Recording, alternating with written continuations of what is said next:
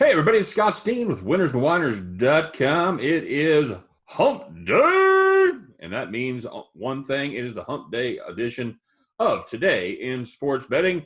Of course, this is Today in Sports Betting Volume 1, the NBA. And who better to pick the NBA with me than my NBA sniper? You know him, you love him. He survived the hurricane. He is Scott Reichel. What's up, buddy? Doing pretty well. I survived the hurricane, but I didn't survive the Bucks minus 17.5, so you can't win them all. No. But Portland helped me out in the later card, so can't really complain. Of course, Mike Trout couldn't hit that second home run for me to get me those three, right? All the milk bottles fell except that last one. So close. So close, yet so far. So let's talk about that Milwaukee game just a minute. What was the story with Bledsoe and Giannis in the second half? Well, it wasn't just Bledsoe, it was Middleton also. It was kind of weird because I assumed going in that, first of all, the same thing that everybody else assumed, including Twitter. And everyone pretty much had the Bucks, minus 17.5. I can't blame you for taking that. I had it because the Nets starting lineup was one of the worst starting lineups I've ever seen. However, the Bucks just came out flat, and they were down going into the half. And you assumed, all right, that's fine. The Bucks will win the game in the end. Giannis and Middleton will figure it out defensively. They'll, carry offensively, and they'll work itself out. Yeah, and Budenholzer just decided, it'd be a great idea down 7. What if we just don't play our top 4 players? Because why would we? And I realized about 2 minutes in, at first I thought maybe Giannis got benched or something. I'm like, maybe he's trying to make a statement. Right. And then out of nowhere, just like, no, I don't think he's coming in. So I live bet the Nets plus 6.5 in the second half. Yeah, good call there. And it worked out. I mean, but the Bucks almost won the game anyway, even though their top 4 players didn't even play in the second half. Had a shot. Couldn't get a shot off. I needed overtime, because you were dead, but at least I had a shot there with my team total over. But I needed overtime and couldn't get a 3-pointer off there. 3 points down with 4.5 seconds left.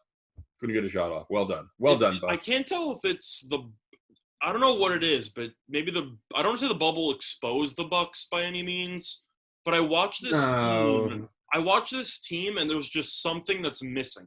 And I can't tell what it is, but there's just something missing with this team. I think you're overreacting. I do.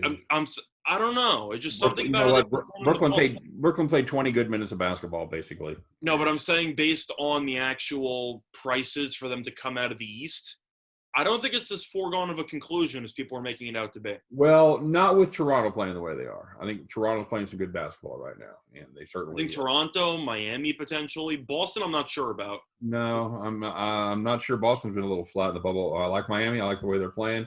So let's talk about today's card, man. Let's grip it. Let's grip it and rip it here, buddy. Back to the bubble we go. Memphis at Utah. Utah Jazz minus 5.5. 222 is your total there. How you playing that one? Well, Memphis lost one of their key pieces yesterday as Jaren Jackson, their starting power forward, ended up being ruled out for the year with a knee injury. So he's done. Overall, though, I don't know how you're supposed to lay 5.5 with Utah. Nope. You just can't do it. Even with Jackson out, the Grizzlies do still have Brandon Clark, who I think is a very solid and underrated power forward that could take his place. I really don't think the drop-off's going to be that much between Jackson and Clark, besides a little bit of three-point shooting in there. Right. But for the most part, Utah can't score. And if you looked at my Play the Day video involving the Lakers game, I said that Utah has no shooters. Jordan Clarkson thinks he's a shooter, but none of his shots go in. And I believe he went 2 for 15 against the Lakers, I think. He thinks he's a great player, but he's not. And I don't think that Utah has enough shot makers to actually cover this number. So I think the Grizzlies can keep it close. Morant's still a phenomenal player. Brandon Clark's still pretty good. Valanciunas is a big body who can get in Gobert's way. And this Grizzlies team might not win games in the bubble, but they've been very close on a number of occasions. I think this game will be very close throughout, so I'll lean to the Grizzlies. I hate both of these teams. Both of these teams are 0-3 against the number in the bubble. The one thing they do have in common, except for the game against Portland, is they can't score, and they've been playing decent defense. I'm going to play the under here, but I'm going to play the under 222 and root for both these horrible teams to continue to be horrible. Sorry. Yeah, I would lean to the under as well. I just think that the markets are overreacting a little bit to the injury to Jackson. when in reality Utah just can't score enough points on a consistent basis. Right, I agree. Philly minus 10.5 against Washington. This is one that you and I had a pretty good conversation about before the show. Washington they're what do you call it? Not good. Bad. Not good at all. But can Philadelphia cover that kind of big number? Well, I told you before I threw Philadelphia money line into a 2 picks just to add some extra value to it. But I can't lay 10.5 with Philly. I don't like this team at all. The one thing I will note, which I find very fascinating, is that Philly has been awful defensively in the first 2 games of the bubble, yet the total in this game has dropped from 233 to 229. So a little bit of an interesting line movement on the total here. I would probably lean to the under just because of the questionable line movement. I think you can agree after Philly's terrible defensive performances in their first 2 games in the bubble, the 4-point swing towards the under is pretty telling. So I'd lean to the under. Yeah, I'm not gonna touch this game with a 10-foot pole. But if I was gonna play a total, I'd probably go the other way. I'd probably fade the line movement at this point. I'm just saying I find the line movement fascinating. For this it is interesting that it's gone under. That it's moving down, and I guess that's based just on Washington's kind of lackluster offense there. This is a very slight lead. I'm gonna hold my nose and play Philly minus the 10.5. I don't love it, but I don't think I can play Washington plus the 10.5. So process of elimination, you're kind of stuck with Philly. Yeah, exactly. Unless you want to go for a player prop and take something with Embiid. Because if you think that Philly's going to win I don't know about a blowout because then they might get pulled early. Is there any way Embiid is not going to go for maybe 25, 17, and 4? You wouldn't think so? You wouldn't think so against I think Thomas Bryant's been playing well lately, but Embiid is just he's just so good. He can't be stopped right now. He's just on another level. He's the man. Mm-hmm. He's the man on a team that doesn't win enough games, but he's a good player. I'll give him that. Yeah, agreed. All right, let's take a look at this. Take a look at this Denver San Antonio game right here. Denver still missing Barton and Harris, Jamal Murray. None of those guys. Murray's questionable. Murray might come back. They don't know. Barton and Harris are out. You know what? I want to like this Denver team. Michael Porter Jr., of course, was allegedly played at Mizzou. And of course I'm a Mizzou guy, but San Antonio has kind of been one of the surprising teams there in the bubble. They've been playing very good basketball. I'm going to take them in the points here, buddy. I'm going to take San Antonio plus the 3.5. That's one of my real plays. I'm going to play that one for real. So San Antonio's been playing well in the bubble. I personally disagree with you on this lean. I get that San Antonio's been playing well. Denver just has so much size that San Antonio, when they decide to play small, I think they're going to get killed on the boards. Plus, Michael Porter, even though he struggled, I'd say, this season with health, of course, as he normally does, alongside with just consistency, he was insane against Oklahoma City. Yeah, quite a line. And they gave him 44 minutes. So I feel like Malone decided to just unleash Porter against the Thunder. And anytime you're dropping 37-12, 1-1-1 in 44 minutes, and you go 9 for 9 from the foul line, 12 for 16 from the 4 for 6 from 3. I don't know how the Spurs can guard him. And I'm not going to overreact and say that Michael Porter Jr. is now this ridiculous player because of one game. But when you're a small forward who is just as offensively gifted as he is at 6'10", and the Spurs are going small, who's going to guard him? Demar Derozan? DeMar DeRozan can't guard anybody. He's a matchup problem when he's not committing stupid fouls and when he's not injured. Yeah. But you have to wonder, can the Spurs match up with Porter Jr. or Jokic? And the answer is no. I don't think Poeltl has a shot against Jokic, and I think Jokic will play really well. Jokic is always going to get his. But as far as Porter goes, do it again. That's what I say. That I can't really argue with that because he hasn't done enough. The one thing that is worth mentioning is that the total has gone up from roughly 224.5 to 227. So I'd probably lean to the over. But based on the two teams that are playing, Denver impressed me against Oklahoma City. They circled the wagons. They ended up winning the game in overtime. I was impressed by their showing. The Spurs have looked better in the bubble. But I don't know. I think Denver is I don't know. I think Denver's kind of being slept on if Porter Jr. continues to play the way that he's currently playing. Well, it is a different team if Michael Porter Jr. is a real contributor. We'll see what happens there. You and I disagree on this one.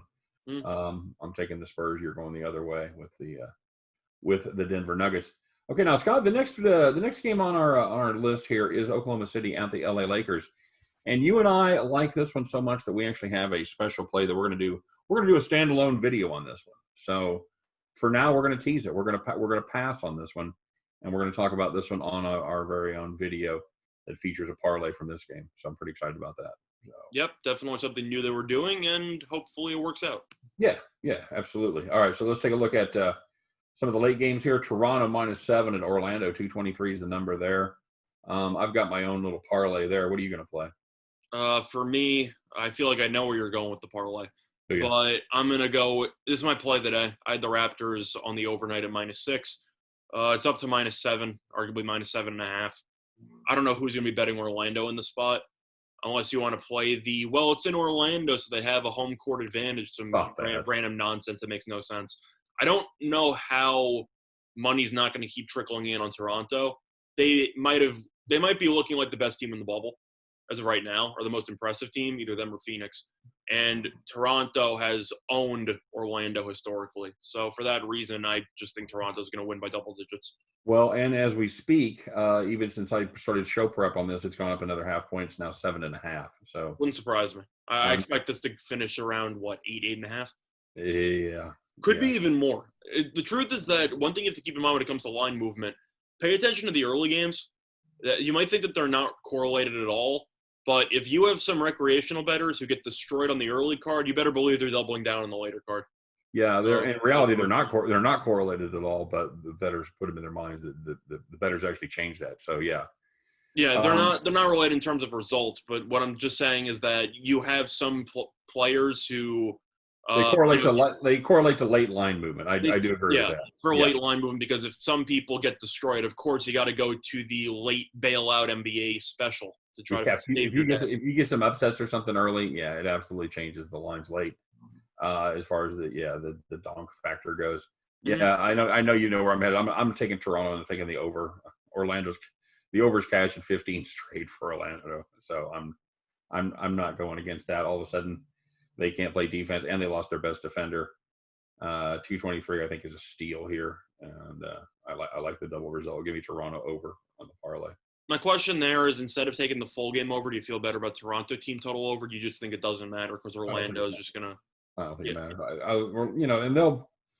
And they'll do their thing. They'll circle the wagons late, make a little run like they did yesterday to try to get it within double digits. Down to single digits. But. I think Toronto will win this game by 10. Yeah, I don't hate if you wanted to play 115.5 with Toronto. That'd be all right as well. I think it's easier to play a parlay with a full game. You might run into some roadblocks there if you wanted to play parlay with the team total over. Yeah, it's just a matter of my favorite play there is just the Raptors because I just think that they're significantly better.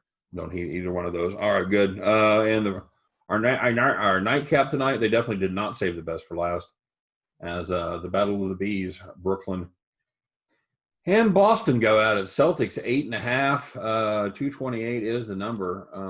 Scott. I'm not sure Boston is 8.5 points better than anybody, but if there is one team they are, it's going to be Brooklyn. Well, I know money has come in on the under. It's going from 228 to 226. And I got the spread.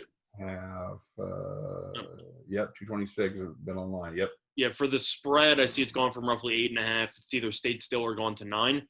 I don't know how I don't take Boston here. I know that Brooklyn kind of killed everybody yesterday with Milwaukee. But I still believe if Giannis and Middleton play the second half, they still win that game by, 10. Because the bench unit came back and tied the game. So keep that in mind. Yeah. Boston, they're not going to rest anybody. They need to get as good of a seed as they can in the East. They ended up losing yesterday in a tough game against Miami. They're going to be motivated for a win. And I still think Brad Stevens is a top 3 coach in the NBA. So I expect him to come up with a good game plan to deal with the Nets. I don't know if you think revenge will play a factor at all. Do you think the fact that the Nets had that ridiculous comeback against them in the fourth quarter from a couple months ago could cause a revenge angle, or do you think it's been so long in between that just doesn't? I think it's been so long in between. However, I do think there's a possibility that they do bear down more in the fourth quarter. That they are. I don't know if you remember that game, but the Nets benched everybody. LeVert had like 52, and they won in overtime. Yeah, they scored like 51 points in the fourth quarter, and it came out of nowhere, and they won that game in Boston. I don't know if that's going to matter, but it is worth mentioning that maybe that's some bulletin board material to not take their foot off the gas, so to speak. Yeah, I don't know, but I think that's possible. I think it may play a factor there late in the game. The question you have to have is that the Nets' performance can go two ways. Either one, they can continue with the momentum of we just pulled off the huge upset, nothing can stop us now, or B, they pretty much won their championship and now they're just going to completely lay an egg because they had such a great performance and now they're going to have a little bit of a hangover from it. Do you have any thoughts on that? Do you think a team like that who is just so improbable for them to win?